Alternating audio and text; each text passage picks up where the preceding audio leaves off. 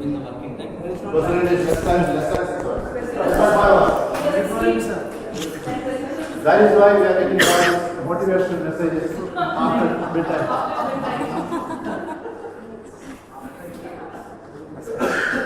Next one in the list is change management. You all know what is change management. What are the normal imbalances in our life? Normally our workplace, our boss, our job, our spouse. No? No. The change management is a solution. You can change your workplace, you can change your job, don't change your spouse. You are looking at me.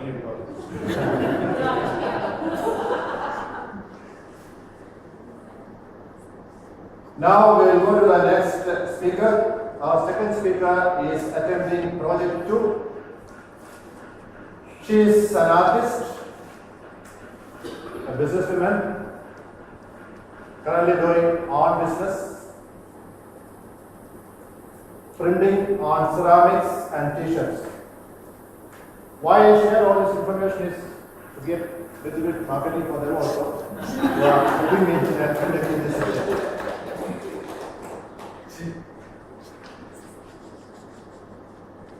She shared her thoughts on work-life balance. She said, work is created by man. Life is given by God. So I don't have any priority on work. I give priority for my life. Please welcome Madam Toastmaster Anita Srinivas.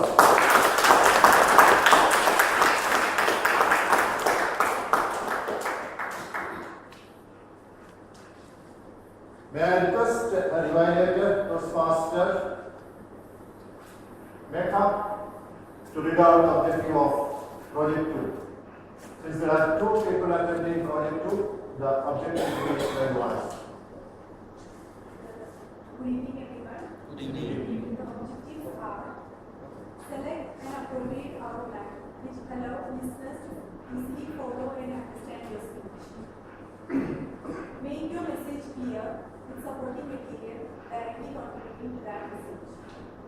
Use appropriate transitions when moving from one idea to another. Create a strong opening and conclusion. Time is 5 to 7 minutes. Thank you, all the best, Anita. Anita is with the topic ambitious parenting. Imagine you are a newborn baby and you not uttered your first baby word and you hear your parents already quarreling over your future profession. She's going to be an engineer. No, she's going to be a lawyer. What is it? This is ambitious parent. A very good evening, TMOD, fellow Toastmasters and guests. There was this lady who took her 2 kids in the pram for a walk in the crowded streets of London when she met an old friend. The friend looked at the kids and said, My, your kids seem to be growing good. How old are they? And the lady proudly pointed to her children and said, The lawyer is 6 years old and the doctor just turned 2. Ambitious mother. She's already decided on her children's profession even before they can walk properly. Yeah? This reminds me of my childhood. My father, whenever his friends used to walk into their house, his favorite topic of discussion used to be me. Yes. You know, she fixed batteries in the clock today round. She's very technical, I say. She's going to be an engineer. And that's it. That day, I should trot around my house feeling like an engineer. Looking out for loose batteries lying around the house to put them somewhere until my mother yelled, Anita, did you dry the clothes out? And I had to come back to the office. You know, this is how my father used to talk about my fictitious professions. And I remember every time his friend came home, I had a new ambitious profession to carry on. And so, my dear friends, I was changing my fictitious jobs more often than I changed my clothes in a day. Ambitious parenting. I recently read about it online when I was browsing. It said, ambitious parents see their children as their extensions. So if they have any dreams that they have failed to pursue, they want their children to rightfully pursue those dreams. Ambitious parents make mistakes, and these mistakes have an impact on their children. Now let me bring to light 3 of these strong mistakes ambitious parents make. Mistake number 1, please note it down.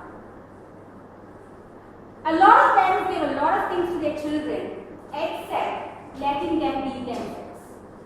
Mr. Mishra's son has pursued medicine as his career. Mr. Pinto is all set to put his son into medicine. Ambitious father. He doesn't care if the son loves to sing and finds hydrogen, oxygen, chlorine, and all mysterious things. Ambitious father again. Yeah? But think about it. If Mozart and Picasso were not let to pursue their talents and were asked to get into academics, would the world get to see the beautiful artworks like the old guitarist or the 3 musicians by Picasso, or get to hear Mozart's piano concerto? No. So, what is the impact? The impact is, if you're not going to let your child be herself or himself, they're going to kill their talents. They're going to become aggressive, or they can get into depression. Parents, be objective, respect the child for what he is, and give him freedom to pursue his talent. Mistake number 2. A lot of parents tend to do a lot of things with their children, even if they are capable to do it themselves, right? My child, when she graduated from kindergarten to grade 1, came home one day from school and said, Mama, tomorrow I have to talk about my favorite thing in class, what I like the most. That's it. Ambitious parent that I was. Went to the computer, browsed, researched, and then I came back with this. I had this in my house. I checked about this on the net. And I said, Child, you're going to talk about this. This is the Hindu god of dance, and you're going to talk about this. My daughter, barely 6 years old, she looked at me like this and said, But Mama, why can't I talk about Papa? He is my most favorite thing in the world. That's it. That's when I realized. Parents, stop being ambitious. Your children know what they are doing. They're capable of doing things on their own. If you're going to keep spoon feeding them, you're actually making them emotionally and practically dependent on you as a parent. Mistake number 3, a very important mistake which ambitious parents do. We don't let our children struggle. We don't let them see failure. We don't want them to fight it out. We want to make it all easy for them. Now let me get into nature. Have you ever seen a mother bird trying to help its child bird get out of the egg after it's hatched? It never does that. You know why? Because it knows that child bird needs that struggle. It needs to make that effort to come out as a full bird. If it interferes and tries to peck it to make the space for it to come out, all it's going to do is going to have a deformed baby come out. This is the law of nature. Nature asks us to let the child struggle, to put in effort so that the child knows what is in store, what is there in store for it. And then he becomes more successful from the failures that he has faced. He understands that yes, if I do this, I'm going to be successful. If I do this, I'm going to fail. That's how he's going to learn. So parents, stay there. Watch your child, let him grow, put in his own struggle, put in his own effort. And we've all heard about giving a better planet for our children. Let us, ambitious parents, now work towards giving beamish and better children for the planet. Yeah? Over to you. Yeah.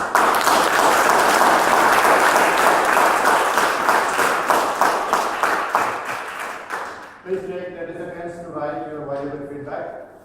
You can run it over to her during the break time.